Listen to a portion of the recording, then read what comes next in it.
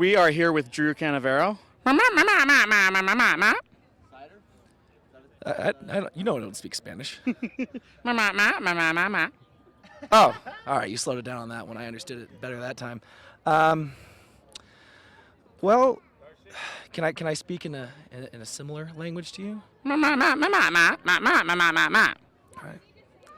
Well, Ben, I went into that workout a little nervous, and those squats, they were a lot of them, a lot of squats, and a lot of pull-ups. I'm not the best pull-upper guy. It's pretty bad right now, but look at this peanut gallery over here making fun of my $90 Lululemon pants.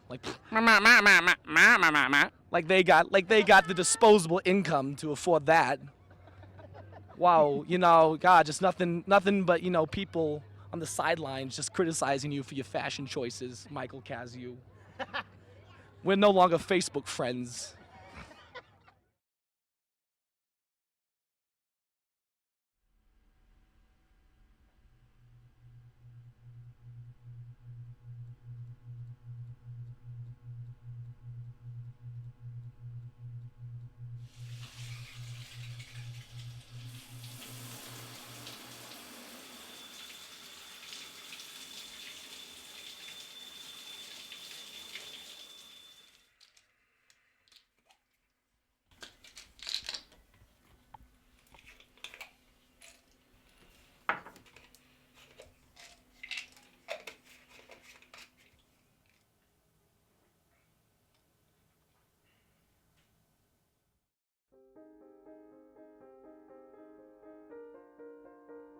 I've told people that I would have an explanation for my abrupt withdrawal from the Open. This should suffice as an explanation and hopefully give a little more insight and the knowledge that other accomplished CrossFit athletes have made the tough decision to forego the 2013 season for much the same reasons that I have. I have bipolar type 2 rapid cycling disorder. Living with bipolar is a frustratingly iterative process. Progress is usually slow and tenuous, one step forward, half step back. And there are times when I have the inescapable feeling that my life is in free fall, and I often choose to hasten my collision with the bottom by engaging in counterproductive and self-destructive behavior.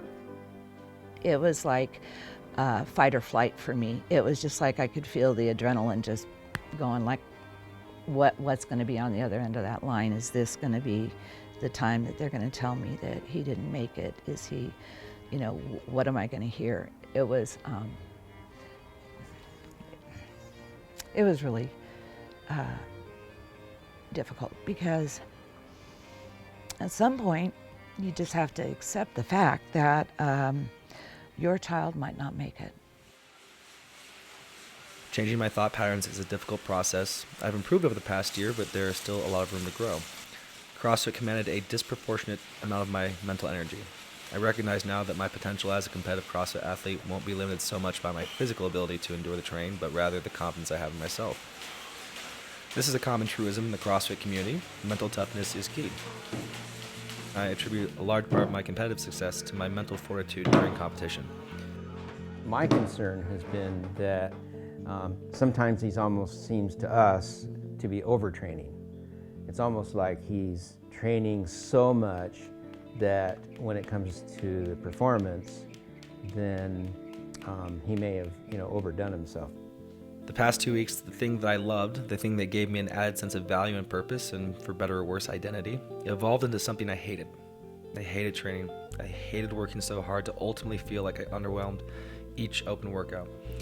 I hated that I had spent the past year dedicating myself to a goal that, one, I wasn't likely going to achieve, and even worse, two, didn't even want anymore. I felt defeated. I felt lost. At any one time, I didn't know whether to cry at the pervasive sense of loss or laugh at how comically tragic it all was. I often did both. I wasn't sleeping well at night. Vivid ideations of suicide kept playing in my mind. I couldn't shake them. The medication I had religiously taken didn't seem like it was working anymore. I didn't know why. The same storyline was playing itself out, but this time I wasn't authoring it. And this time I felt I had so much more to lose. Beyond the Open, regionals, or the games, I was terrified. I was suddenly wanted to end the life that only days prior I had been so satisfied living. It's a scary thing when your mind betrays you. I more or less suffered a nervous breakdown the following days. People I had intentionally kept in the dark about my illness were suddenly audience to it. In the past, I've lost a lot of friends that way. I've lost a lot of jobs that way. I've lost a lot of momentum that way. And as much as I don't want to believe it, and at times still find myself apprehensive of the notion, this time has been different.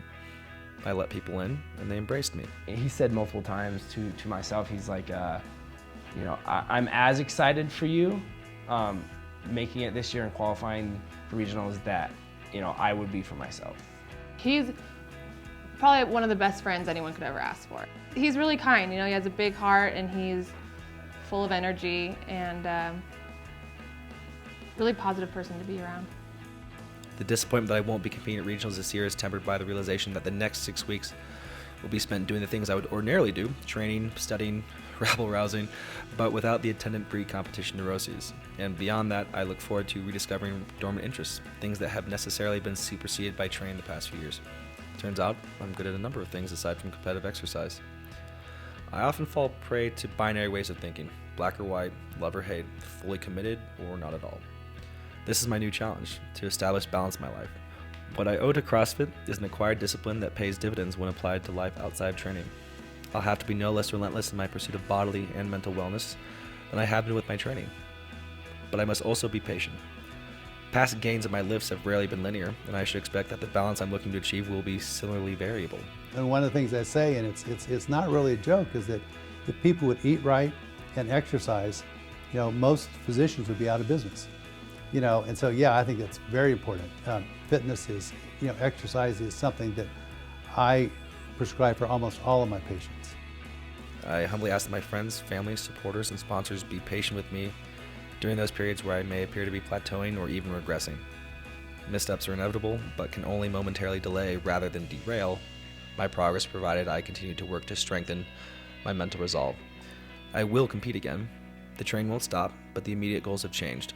I'm honored by the opportunities I've been given and humbled by the support I've been shown. To borrow from Henley's Invictus, I am the master of my fate. I am the captain of my soul.